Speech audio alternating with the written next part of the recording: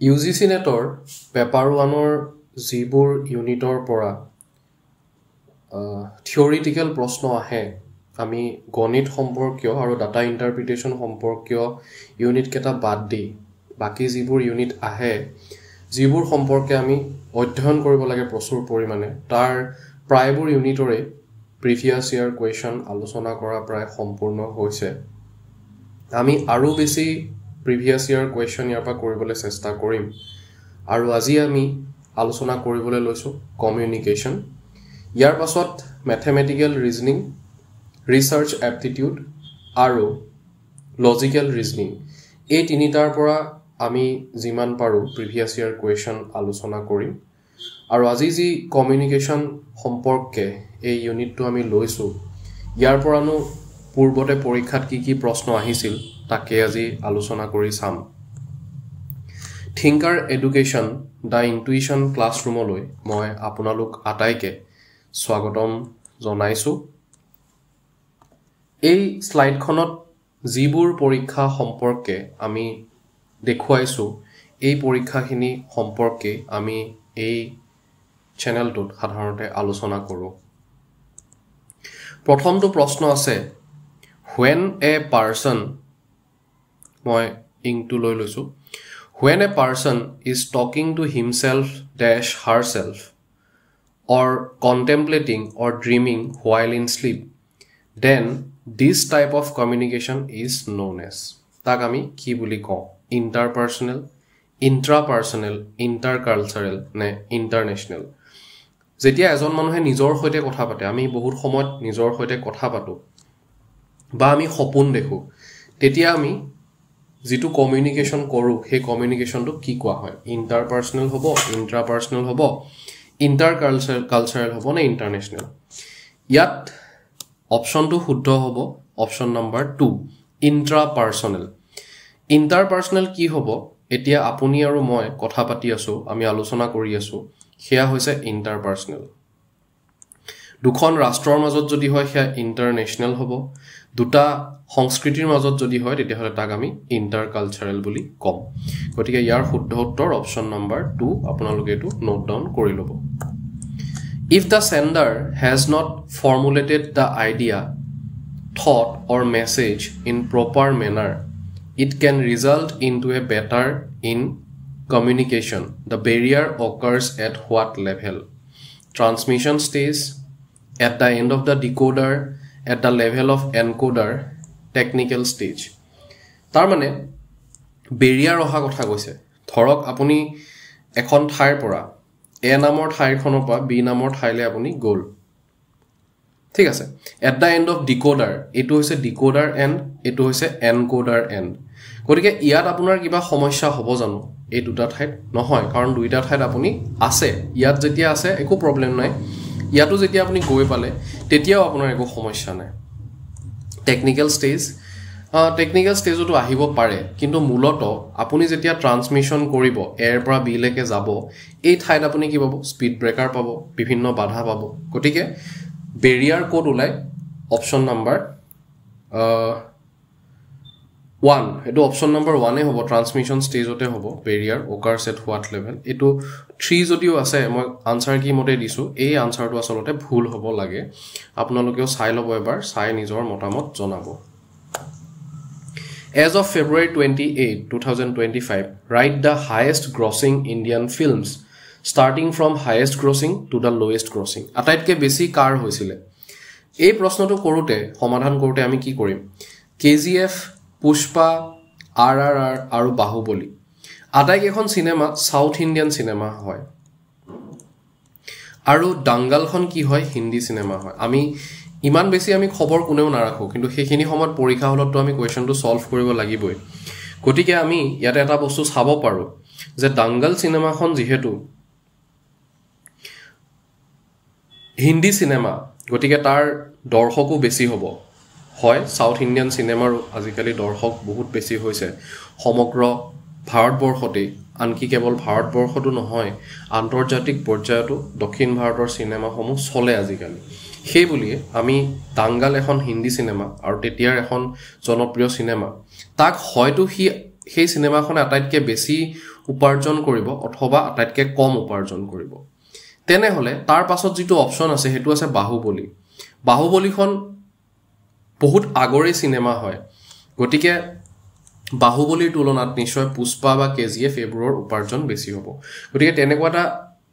logic লগাই আমি প্ৰশ্নটো সলভ কৰিব পাৰো আৰু হেতু যদি আমি চাও তেতিয়া হলে কি হ'ব অপচন নম্বৰ 1 টু কাৰেক্ট হ'ব আৰু ডি যেটো অপচন হয়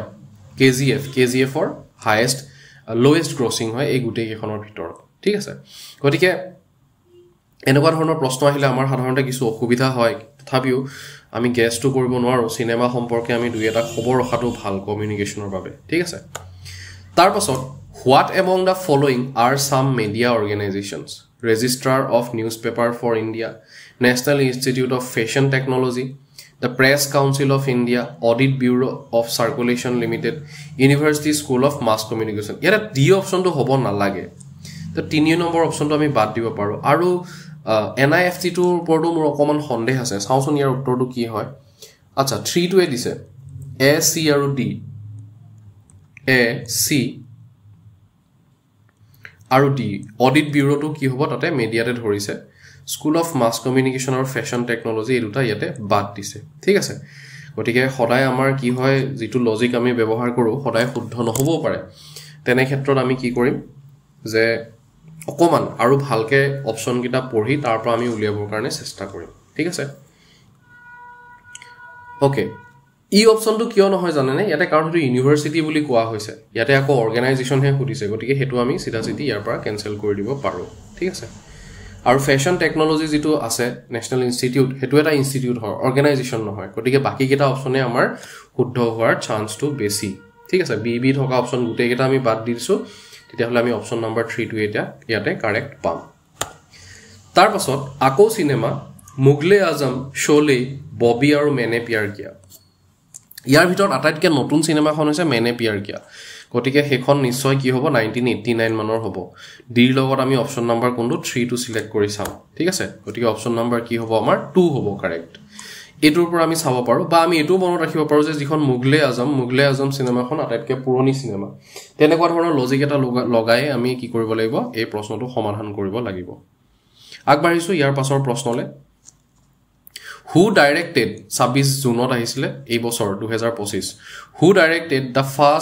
first talkie feature film made in India তো ইয়াৰ উত্তৰটো সিধা সিধি আমি ৰাখিব লাগিব আৰদেশাৰ ইৰানী ঠিক আছে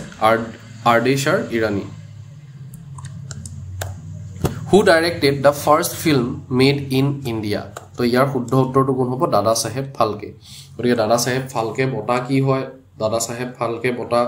ভাৰতবৰ্ষত কোনে কোনে পাইছে আৰু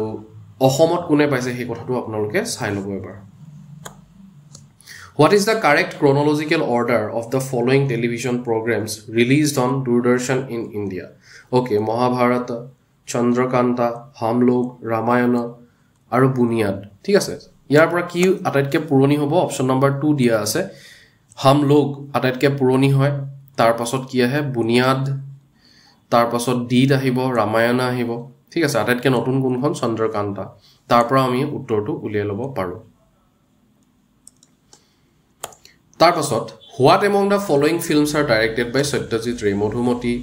অপুৰ সংসাৰটো হয় ঠিক আছে অপৰাজিত হয় পথেৰ পাছালি হয় সুজাতা আৰু মধুমতিৰ ওপৰত মোৰ ডাউট আছে গতিকে বি ডি ই থকা যদি অপচন আছে তে হেতুৱে হয়তো আমাৰ শুদ্ধ হ'ব লাগে ঠিক আছে অপচন নম্বৰ 1 টোৱে কি হ'ব শুদ্ধ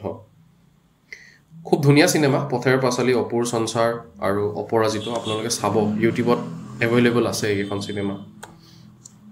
তাৰ পাছত Who says what in which channel to whom কাক দিয়া হৈছে তো কাক দিয়া হৈছে আমি ৰিসিভাৰক দিছো কোনে পঠাইছে কমিউনিকেটৰ হ'ব says what কি কবলে বিচাৰিছে হেতু হ'ব মেসেজ in which channel হেতু হ'ব মিডিয়াম গতিকে এৰ লগত আমাৰ অপচন নম্বৰ 2 টো আহিব অপচন নম্বৰ 3 টো আমাৰ ইয়াতে কাৰেক্ট হ'ব লাগে ঠিক আছে ইয়াৰ পাছৰ প্ৰশ্নলৈ আগবাঢ়িছো The ethic approach to communication is dash in character তো এটোৰ উত্তৰ হ'ব আমাৰ universal in character ঠিক আছে গতিকে এটো আপোনালোকে মনত ৰাখি ল'ব Ferdinand de Saussure's approach to study of sign is described as তো এইটো আমি মনত ৰাখিব লাগিব এইটো হৈছে সেমিওলজি ঠিক আছে এইকেটা বাকি অপচন যিকিটা আছে সেমান্টিক সিগনিফিকেশন সিগনিফাইং সিস্টেম আপোনালোকে যি কিতাপ ফলো কৰিছে তাতে আপুনি এইকেটা অপচনো ভালকে এবাৰ চাই ল'ব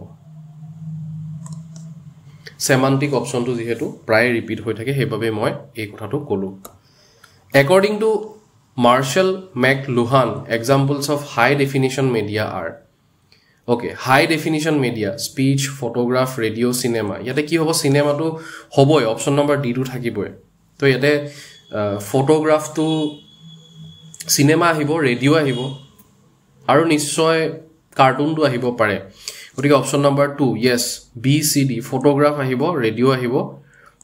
aru cinema ahibo cartoon aru speech to nohoy cartoon bahut beshi sanketik hoy he karone nohoy thik ase